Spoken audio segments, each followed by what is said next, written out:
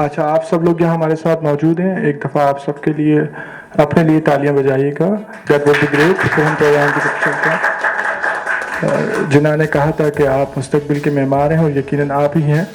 तो मेहमान जो हमारे सामने मौजूद हैं, पहले मैं उनका तारुफ आपको देता चलूँ। अब्दुल जब्बार साहब का तारुफ आपको मरियम कौसर आपकी जो प्रोग्राम ऑफिसर हैं वो करवा के जा चुकी हैं। इनके साथ एक खातून मौजूद हैं जो लेक्चरार हैं अल्लामा इकबाल ओपन यूनिवर्सिटी में, मोहतरमा फ़रीन शेख साहिबा। और आप एक स्कूल है सिंध मदरसा बोर्ड का गुलशन मेमार गबूल गोट में गर्ल्स स्कूल, उसको एज ए प्रिंसिपल लीड कर रही हैं, ब्लॉगर हैं और एक्सप्रेस में एज ए कॉलमनिस्ट अपनी महारत जो है लिखने की उसका लोहा मनवा रही हैं। तो वेलकम कीजिएगा मोहतरमा फ़रीन शेख को। आपका आने का बहुत शुक्रिया। इसके साथ एक और चेहरा है जिसे आप सब ने यकीनन ARY से देखा होगा। किसी तारुफ के मोहताज नहीं, मारूफ सहाफ़ी हैं, 14 साल से आपकी वाबस्तगी है ARY से, जनाब फैजुल्लाह, वेलकम कीजिएगा। अच्छा जी, आप जो साहब हसीन से नौजवान यहाँ बैठे हैं, हैंडसम मैन, डॉक्टर हसान ओज, आप जामिया कराची से ताल्लुक़ है, तो जामिया कराची वाले तो मेरे ख्याल ज़्यादा तालियां बजाएंगे।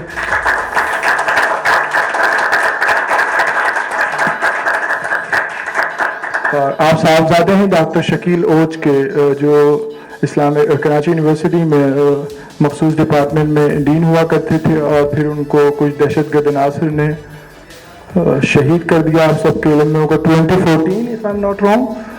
मारूफ नाम है। डॉक्टर हसान मेडिकल फर्म में अपनी सर्विसेज दे रहे हैं और कराची यूनिवर्सिटी में एज ए डॉक्टर काम कर रहे हैं। इसके अलावा यूथ एक्टिविस्ट हैं। अब तफसीर के नाम से एक इनकी मदारत में शाया होती है किताब, जो इनके वालिद साहब का सिलसिला जिसे आप कंटिन्यू कर रहे हैं। Doctor Hasan is the person, वैसे सारे लोग यकीनन चार्ज नहीं करते होंगे अपनी सर्विसेज के लिए, लेकिन डॉक्टर हसान ने कभी भी किसी पेशेंट को ट्रीट करने के लिए कोई पैसा चार्ज नहीं किया है। So he deserves a big hand of applause. और ये सब मैंने इनके बोलने के लिए इनसे भी कोई पैसे चार्ज नहीं किए। तो thank you all of you, आप यहाँ मौजूद हैं। अच्छा जी, हमारा मौजू है तालीमी इदारों के माबैन इश्तराक अमल, डिवाइडिंग ब्रिजेस। हम यहाँ पर ये मदारिस के तलबा हैं। मैं इंट्रोडक्शन देते चलूँ, आप सबको फ़ोन पे भी शायद दिया था। अब्दुल जब्बार साहब आपके लिए में ये नहीं होगा। कुछ हमने मदारिस से मुख्तलिफ मकातब फ़िक्र के स्टूडेंट्स को बुलाया है और कुछ यूनिवर्सिटीज़ से यहाँ मौजूद हैं, जामिया कराची से। इनमें मेरे ख्याल एक हिंदू कम्यूनिटी से भी हमारे साथ स्टूडेंट मौजूद है, if I am not wrong. जी बिल्कुल। अच्छा जी, अहले तशी मकतब फ़िक्र से देवबंद से, और जो बरेलवी मकतब फ़िक्र है वहाँ से, और फिर कराची यूनिवर्सिटी के भी।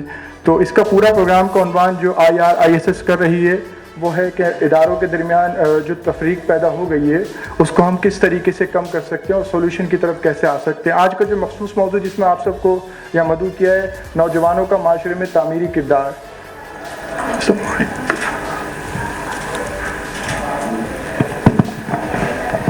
तो मैं डॉक्टर हसान से शुरू करूंगा। पहले तो आप अपनी सोशल सर्विसेज पे कुछ तो मैंने रोशनी डाल दी है, बाकी आप बताइए आपकी सर्विसेज, आपकी ज़बानी सुनना हमें अच्छा लगेगा। अस्सलाम वालेकुम everyone, thank you so much. Welcome. Thank you so much Faizan भाई, आपने इतनी इज़्ज़त दी, मोहब्बत दी, आप सबका बहुत शुक्रिया and I am honoured to be invited in here. I am doctor Hasan Auj, I am medical officer Karachi university clinic, I do see patients of Karachi university. उसके अलावा मैं, ये तो मेरा एक प्रोफेशन है, तो it's nothing to be boast about. मैं अब्बू की शहादत के बाद रिसाला अब्बू का जो था तफसीर के नाम से, जो हमारी तहरीक तफसीर वेलफेयर एसोसिएशन है, उसके तहत निकलता था, वो रुक गया था, तो उसको मैंने दोबारा से सफ़र उसका स्टार्ट किया है। और क्योंकि मेरा मजहबी बैकग्राउंड उस सच नहीं था, तो मेरे लिए बड़ा मुश्किल था और दिक्कतें थी उसमें, लेकिन अल्हम्दुलिल्लाह अभी भी वो HEC रिकॉग्नाइज्ड जर्नल है वाई कैटेगरी का, और उसने अपनी कैटेगरी मेंटेन रखी हुई है। अब्बू की जब अब्बू हयात थे उस वक्त वाई कैटेगरी में था, अभी भी है, तो 5 साल हो गए उसको। उसके अलावा मैं फ्री मेडिकल कैंप्स कर रहा होता हूँ।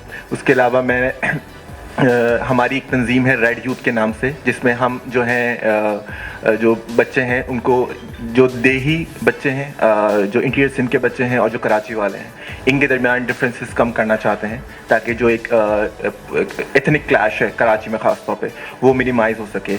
उसके अलावा एक JDC एक ऑर्गेनाइजेशन है, ज़फ़र अब्बास साहब से आप लोगों की वाक़फ़ियत होगी, तो वो जो है उसके तहत एक ला तकफ़ीर फ़ोरम बना था।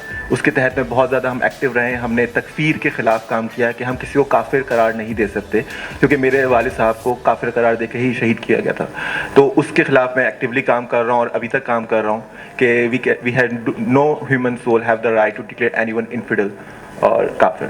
सो इस पे ये मेरी काम है। Thank you, Dr. Saab. Now we move forward to Fazullah Saab.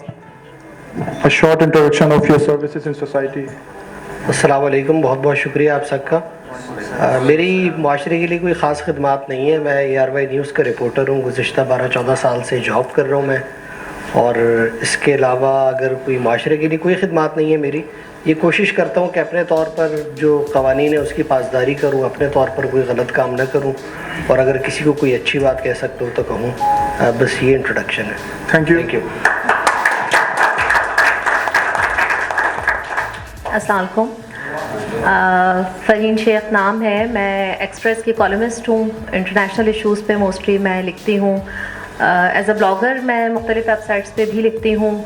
इसके अलावा अल्लामा इक़बाल ओपन यूनिवर्सिटी में मीडिया साइंस के लेक्चर्स देती हूँ।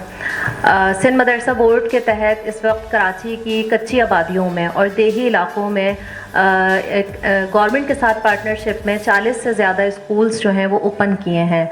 ये वो स्कूल्स थे जो सालों से बंद पड़े हुए थे और कागजात में स्कूल चल रहे थे, असातिज़ा को तनख्वाहें दी जा रही थी, लेकिन ये स्कूल बच्चों के लिए बंद थे। उन स्कूल्स को खोला गया है गवर्नमेंट की पार्टनरशिप के साथ, जहाँ पे हम लोग प्राइवेटली ये फंक्शन जो है वो रन कर रहे हैं। और कोशिश ये है कि ग्रास रूट लेवल पे काम हो और इन बच्चों को माशरे का उसी तरह से हम पार्ट बना सकें जिस तरह से हमारे और आपके बच्चे जो हैं वो माशरे में एक एक्टिवली रोल प्ले करते हैं। इसके अलावा इस स्कूल से हट के जहाँ मैं एज अ प्रिंसिपल यहाँ पे ज़िम्मेदारी अपनी निभा रही हूँ, इसके अलावा मुख्तलिफ NGOs में सारिम बैनी ट्रस्ट के साथ मैं वॉल्टियरली काम करती हूँ, जहाँ पे जेलों में जाके तरबियती लेक्चर्स, जुवेनाइल में और रिमांड होम्स में विज़िट्स होते हैं, जहाँ पे हम कैदी बच्चों पे काम करते हैं। ये कैदी बच्चे हमारे माशरे का बहुत ज़्यादा नज़रअंदाज किया हुआ हिस्सा हैं।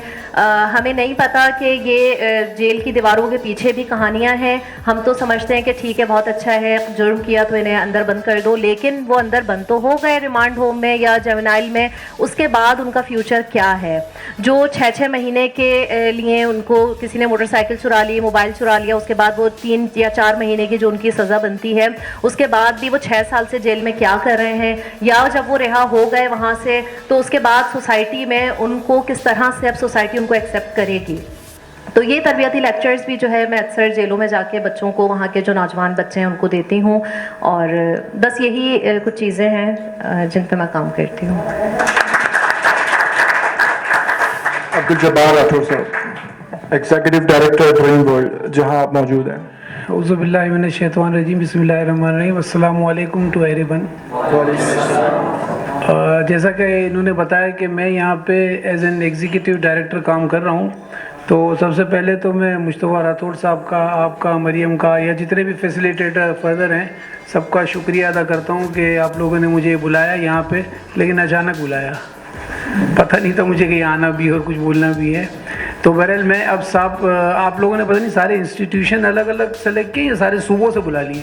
नहीं, ये सब कराची ओरिएंटेड है सारे स्टूडेंट्स। अच्छा, मुझे ऐसा लगता है कि 4-5 सूबों से लोग आए हुए हैं। तो ये अच्छा है, पूरा पाकिस्तान सामने है। पूरा पाकिस्तान कह सकते हैं आप, मेरा पाकिस्तान मेरी मर्जी। तो आप सबको भी जितने लोग आए हुए हैं उनको वेलकम करते हैं कि आप लोग यहाँ पे आए, आप लोग यहाँ पे एंजॉय करें, फैसिलिटीज़ अवेल करें। हम लोग भी ये जो सेशन आप कर रहे हैं, इन सेशन से गुजरते हैं, हम भी यही सोचते हैं कि कब लंच होगा, कब हाई टी होगी, कब ये स्पीचेस ख़त्म हो गए, कब प्रोग्राम ख़त्म होगा और हम बाहर जाएंगे। तो ये सब चीज़ें देख चुके हैं हम। जैसा कि मरियम ने कहा कि मैं मेमन प्रोफेशनल फोरम में प्रेसिडेंट रहा, मेमन लीडरशिप फोरम में हूँ, WMM हूँ, मेमन फेडरेशन में हूँ, थैलेसीमिया में हूँ, कोई 10, 12, 13 जगह पे मैं अल्हम्दुलिल्लाह किसी न किसी बोर्ड ऑफ डायरेक्टर्स पे हूँ। लेकिन यहाँ पे मैं as an executive director employee हूँ। और अगेन सब आपका वेलकम करता हूँ और आप इंजॉय करें। कोई भी चीज़ यहाँ पे किसी फैसिलिटी में तो जो कुछ भी हो तो कंप्लेन तो आप राठौड़ साहब को कहिएगा, वो भी राठौड़ ही है ना और मैं भी राठौड़ हूँ। और कोई फैसिलिटी की ऐसी ज़रूरत हो तो हम लोग यहाँ 24/7 आप लोगों के लिए मौजूद हैं। Thank you ji. Thank you so much Abdul Jabbar Rathore साहब। मैं मोहतरमा फरीन से शुरू करूँगा। आप कैसे देखती हैं नौजवानों का माशरे में जो तामीरी किरदार है? इस वक्त जो मैं पर्सनल मेरी ऑब्जर्वेशन है वो ये कि हमारे यहाँ नौजवान, ये तो सबको ही पता है कि इस वक्त जो हमारा एक रिसोर्स है नौजवान, पाकिस्तान का शुमार मैं समझती हूँ दुनिया के उन चंद खुशनसीब ममालिक में होता है जहाँ नौजवानों की शरह जो है वो सबसे ज़्यादा है। और ये किसी भी मुल्क की तरक्की के लिए एक बहुत गुड साइन इसे हम कह सकते हैं। लेकिन ये उसी वक्त माशरे में फ़ाल किरदार अदा कर सकते हैं जब इनको इग्नोर ना किया जाए। माशरे को नौजवान बाद में देते हैं, पहले माशरा इन नौजवानों के लिए एक फ़ाल किरदार अदा करता है और वो राहें हमवार करता है जिसमें आके उसके बाद माशरे में नौजवान अपना किरदार अदा कर सकें। हर काम हर फ़र्द के करने के लिए नहीं होता। आप वही काम करें जो आप कर सकते हैं और उसको बहुत अच्छे अंदाज में करें। हम बहुत सारे कामों के चक्कर में जो हमारे अंदर सलाहियत होती है हम वो भी नहीं कर पाते हैं। नतीजा ये होता है कि बहुत अरसा गुजरने के बाद हमें पता चलता है हम थे किसी और फील्ड के, किया हमने कुछ और, सलाहियत हमारी कुछ और थी। तो ये एक बड़ा अलमिया रहा है, ये बड़ा इग्नोर किया गया है। नौजवानों को जमा किया जाता है मकालमे के नाम पे, दीगर चीज़ों के नाम पे, अच्छी बात है। लेकिन जो कैरियर काउंसलिंग है स्कूल लेवल से होनी चाहिए ताकि बच्चों को, उनके वालिदैन को पता चल सके कि उसमें क्या सलाहियत है। आया ये बच्चा मदरसे का अच्छा तालिब इल्म बन सकता है, अच्छा फ़क़ी बन सकता है, अच्छा मुफ्ती बन सकता है, तो आप उसको वो कोर्स कराएं। अबू की शहादत के बाद की बात बता रहा हूँ, प्रेसिडेंट ऑफ पाकिस्तान ने ऑफर करवाई चीज़ें कि हमारे लिए बहुत सारी सेटअप्स करना चाह रहे थे, वो हमें मुल्क से बाहर भेजना चाह रहे थे cause of security reasons. I refused all. मैंने कहा नहीं, मैं बड़ा खुश हूँ कराची यूनिवर्सिटी में, मुझे पाकिस्तान के लिए ही काम करना है, बिकॉज मुझे ये काम करने का मौका मिल रहा है।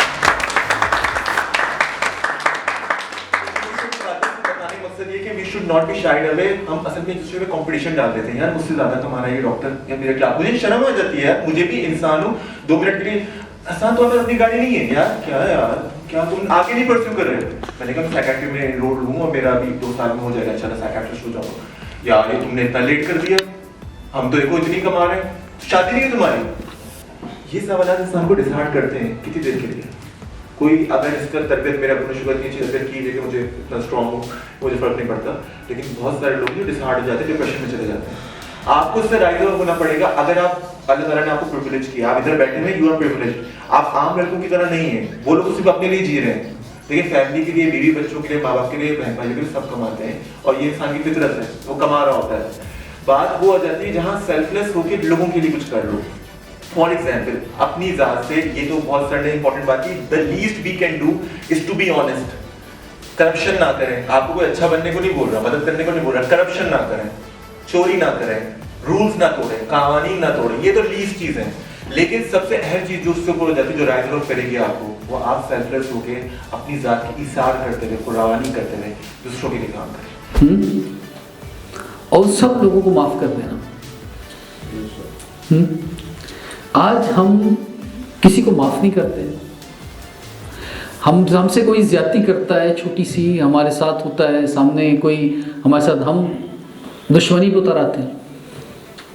हमारे रिश्तेदारों में ही देखें आपस में लोग लड़ रहे हैं, हमारे पड़ोसियों में देखें आपस में लोग लड़ रहे हैं, हमारे माशरे में सियासी जमातों को देखें हम किस हद तक जो चले जाते हैं हम तैयार नहीं है किसी को माफ़ करने के लिए।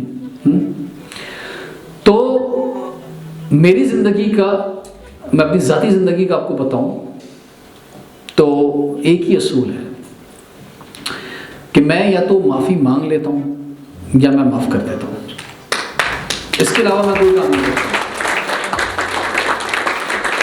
मैं अगर समझता हूं, यकीन जानिए, मैं अगर समझता हूं कि शायद मैं गलत नहीं हूं, लेकिन मैं समझता हूं कि सामने वाला समझ रहा है कि मैं गलत हूं, सामने वाला समझ रहा है कि मैंने ज़्यादती कर दी है, तो मैं सिर्फ एक काम करता हूं कि मैं उसे कॉल करके कहता हूं कि भाई मैं आपसे माफ़ी चाहता हूं। अच्छा, मैं आपको एक और बड़ी दिलचस्प बात बताऊं। अक्सर ज़ाहिर बात है हम लोगों को डील करते हैं, चीज़ें होती हैं और अल्लाह की रज़ा के लिए, सिर्फ मैं उससे माफ़ी मांग रहा हूँ अल्लाह की रज़ा के लिए। अक्सर ऐसा हुआ, कुछ लोग, हमारे कुछ दोस्त थे, मुझे महसूस हुआ कि यार ये बेचारा ये समझ रहा है कि मैंने इसका ज़्यादती कर दी, हालांकि ज़्यादती मैंने नहीं की थी किसी भी शोबे के अंदर। तो मैंने उसे कॉल की, मैंने कहा यार आप ये शायद समझ रहे हैं कि मैंने आपके साथ ज़्यादती कर दी है, मैं आपसे माफ़ी चाहता हूँ, आप मुझे माफ़ कर दें। मैंने उसे माफ़ी मांगी और मैंने फ़ोन रख दिया। दिलचस्प बात ये हुई कि उस बंदे ने आगे 6 आदमियों को कॉल करके बोली कि यार अभी रिजवान जाफर की कॉल आई थी, उसने मुझसे माफ़ी मांगी है और मुझे लोग कॉल करके यार आपने माफ़ी मांगी उनसे। मैंने कहा यार तो क्या हुआ यार, मैंने कहा मुझे बंदा गलत समझ रहा था, मैंने कहा ना समझे, मैं से माफ़ी मांग लेता हूँ, हैं क्यों मुझे माफ़ कर दे भाई। अफवाहों को शेयर यूँ करें कि उन्हें बताएं कि भाई ये फैली हुई है बात, इसमें कितनी हकीकत है, तो दूसरा आपको बताएगा कि नहीं ये झूठ है, ये अफवाह है। तो मेरा ख्याल ये है कि आप लोगों को, ये तो सिर्फ आपको एक इब्तिदा है कि 3 दिन के लिए इकट्ठा कर दिया, लेकिन ये आपका ताल्लुक़ जितना आगे बढ़े उतना अच्छा है, आपके लिए भी और माशरे के लिए भी। कब से मुराद ये होती है कि उसके हालात और वाक़यात और जो भी मामलात हैं कहाँ, किस जियोग्राफिकल मामले में हो रही है, कैसे, ये बेसिक इसके जो है 6 नकात होते हैं किसी भी तनकीद को करने के लिए। अगर ये हमें क्लियर हो जाएगा ना, हम जब भी तनकीद करने के लिए जाएंगे तो हमें पता होगा। आपने क्या करना है, कोई एक एग्जाम्पल निकालना, किसी भी एक चीज के ऊपर तनकीद को ज़हन में रखना है, उसके ऊपर प्रैक्टिकली 6 पॉइंट्स को इंप्लीमेंट करके सामने आके बताना होगा आपके ग्रुप में, हर ग्रुप में। मतलब उसका लेवल ये है कि जो चीज मैं कह रहा हूं ना असर्टिवनेस के अंदर, वो चीज वो है, किसी और से ना पूछेगा नहीं। उसे कोऑपरेटिवनेस का लेवल ना बिल्कुल थोड़ा सा छोटा सा होता है। हमारे ग्रुप के अंदर भी, हमारे सर्कल के अंदर भी, या किसी प्रॉब्लम से हम सॉल्व कर रहे होते हैं, उसके अंदर हमें बार बार ये वाला लेवल या इस टाइप के लोग मिलते हैं जो अपनी चलाते हैं, हालांकि काम ग्रुप के अंदर कर रहे होंगे, लेकिन पूरी चीज के अंदर अपना रोल बहुत ज्यादा प्ले करेंगे।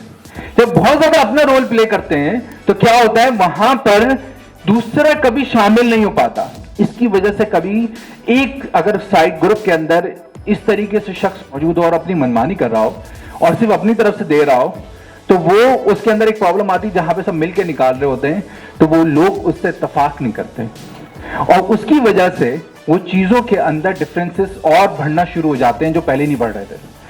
और वहां पे एक बंदे की चल रही होती है और बाकी कह रहे होते हैं अच्छा हम क्यों करें यार, ऐसा ये हम इसकी क्यों सुने, हमारी तो ये सुन नहीं रहा, हमारे साथ ये मिलकर चल नहीं रहा। तो दूसरा एक होता है शार्क वाला मॉडल, काट खाने के लिए ना हमेशा ना, और या एक हमेशा एक डोमिनेंट सिचुएशन के अंदर एक डोमिनेंट रोल ले जाओ और ऊपर की तरफ से ना सारी चीज को डिटरमाइन करा रहा हो और बोला कि ऐसा ही होगा, इसके अलावा नहीं होगा। तीसरा एक कैरेक्टर होता है, वो बेयर मॉडल होता है।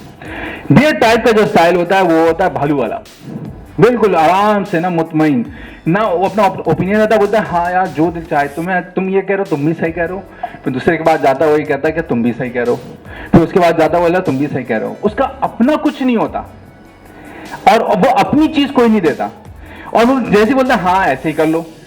इसमें क्या होता है, इसमें होता है कि लोग, वो शख्स जो है आपका कॉन्फ्लिक्ट हुआ है और आपने ये वाला स्टाइल ले लिया, आपने मिसाल के तौर पे कि जो कुछ आप कह रहे हैं कि ऐसा कर लो, और अपना ओपिनियन या अपनी चीज के अंदर वो नहीं रखा।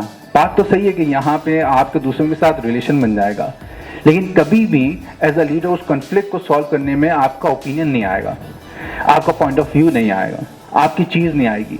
फिर जब आपके साथ कोई चीज होगी तो फिर आप ये होगा कि आप बहुत सारी चीज अपनी दे चुके होंगे उसको, कि यार हाँ हमने कुछ कुर्बान कर दिया। ऐसे लोगों को ना लोग चलता बनाते हैं कभी कभी। तो तीसरा मोड जो होता है स्टाइल के अंदर, जब इस पूरे कॉन्फ्लिक्ट को गौर से देखते हैं तो वो कुछ पूरे तरीके से अपने आप को छोड़ देते हैं। हाँ यार जो दिल चाहे कर लो। 3 लोग ग्रुप के अंदर काम कर रहे होते हैं और 3 लोग ग्रुप के अंदर काम करते हैं, चाहे ग्रुप कोई सा भी बना लें।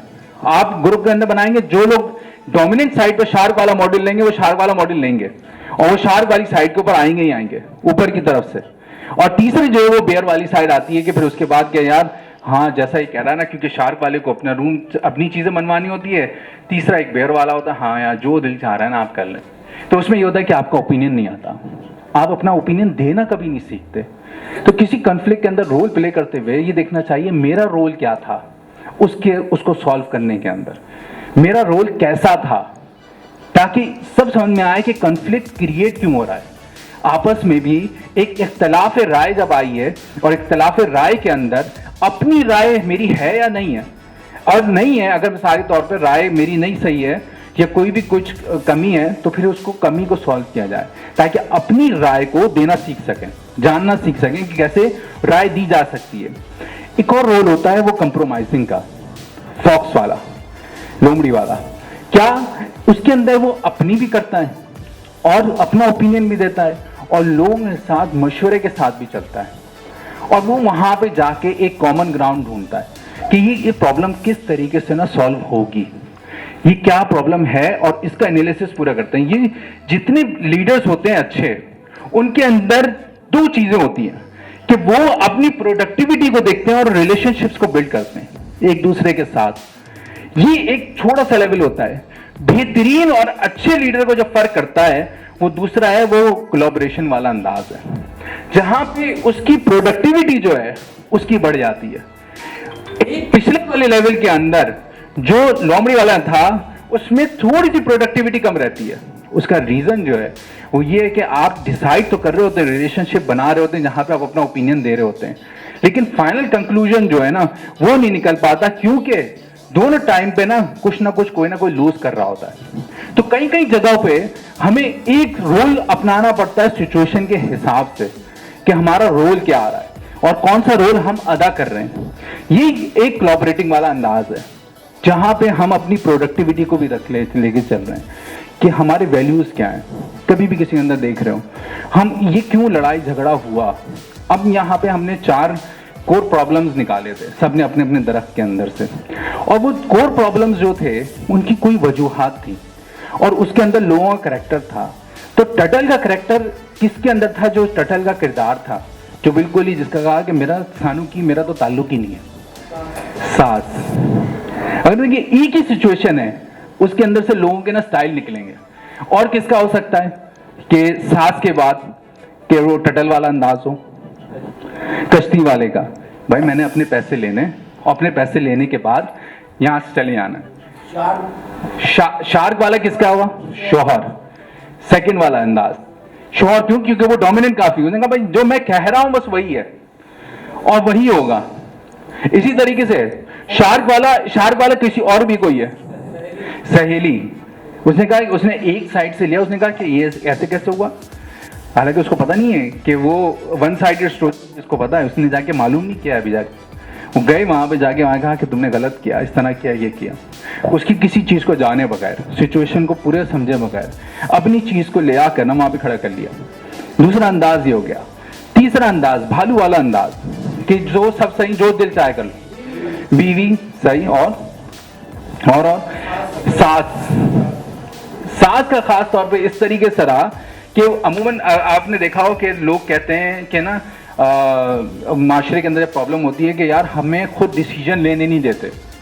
अच्छा सास ने यहाँ पे जाएगा, अच्छा हाँ जो दिल चाहे कर लो, तुम भी सही कर रही हो, ये भी बात सही है वो भी बात सही है। हम डिसीजन हमें लेने नहीं दे रहे, तो जब डिसीजन लेने दिया तब भी प्रॉब्लम, और जब डिसीजन अगर वो बता देती कि ऐसा रुक जाओ मत जाओ, तो इन्होंने रोक लिया, इन्होंने जाने नहीं दिया। तो कभी कभी ऐसा होता है कि ना कुछ समझ में नहीं आता क्या करना है, कैसे करना है।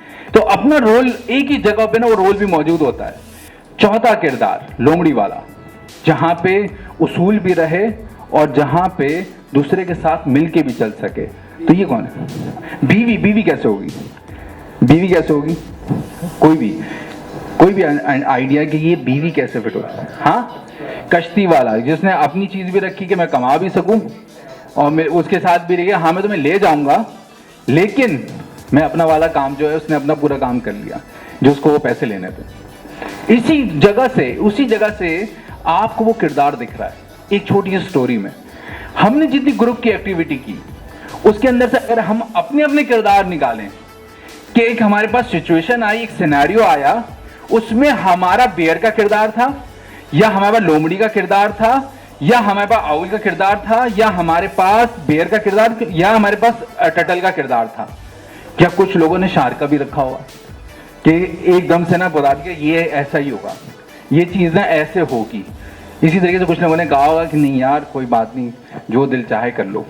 एक शायद मुश्किल से कुछ लोगों ने, एक दो लोग ऐसे भी थे जिन्होंने शायद ही कुछ अल्फाज अदा किए हो उस ग्रुप के अंदर और चंद चीज़ों के अंदर अपना ओपिनियन दिया हो।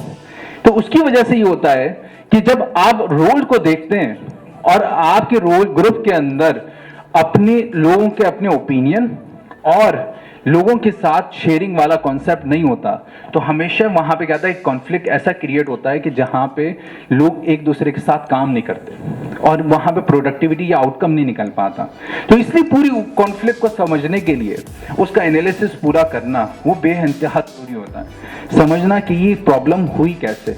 कॉन्फ्लिक्ट रेजोल्यूशन के अंदर बड़े बड़े जो लोग HR कंपनीज के अंदर काम कर रहे होते हैं या कंट्री लेवल के ऊपर काम कर रहे होते हैं माशरे की प्रॉब्लम को सॉल्व करने के लिए, वो सॉल्व इसी तरह करते हैं कि वो पहले एनालिसिस करते हैं पूरा कि माशरे में प्रॉब्लम हुई क्यों है और पूरी स्टडीज होती हैं इसके ऊपर। स्टडीज इसी बेस के ऊपर की जाती हैं कि ना ये रीजन क्या है जिसकी वजह से हो रहा है, कुछ कह रहे हैं। तो यहाँ पे पूरे सिनारियो को समझना जरूरी है कि हमारे सामने माशरे में कोई एक्सट्रीमिज्म फैलता है या इंतहा पसंदी होती है तो वो प्रॉब्लम क्यों आती है, क्या रीजन है उसकी वजह से ना वो प्रॉब्लम ना पनपती है और माशरे के अंदर, और उसका कॉज क्या है और उसकी वजह से हमारे माशरे में कौन कौन लोग हैं जो अफेक्ट कर रहे हैं। और जब सॉल्व करने के लिए लोग बैठते हैं तो लोग क्या वाकई सॉल्व करने के लिए बैठते हैं या अपनी मनमानी चलाने के लिए बैठते हैं। ठीक है, इंशाल्लाह फिर आपसे कभी फिर मुलाकात होगी दोबारा।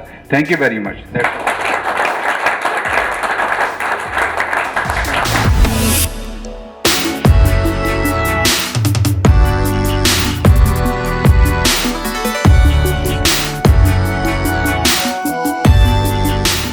अच्छा, फिर आपने पार्टिसिपेंट की लिस्ट भी बनानी है, यानी मुकम्मल उनकी इंफॉर्मेशन से बना दिए, उनके फ़ोन नंबर, व्हाट्सएप नंबर, ताकि जो आप एक्टिविटी कर रहे हैं उन तक फिर आप सोशल मीडिया के ज़रिए उनको भी पहुंचाएं। बाद लोग तस्वीरें मांगते हैं, यार ये मैं इवेंट में आया हूँ, तस्वीरें दें हमें, वीडियो शेयर करें। तो ये एक पूरा प्रोसेस है जो आपने, ताकि दोबारा रब्ता करने में आसानी हो। जैसे हमने अब हमारे नेटवर्क का, आप यूथ नेटवर्क का हिस्सा बन गए, आपकी सारी डिटेल, व्हाट्सएप, हर चीज़ हमारे पास आ गई है।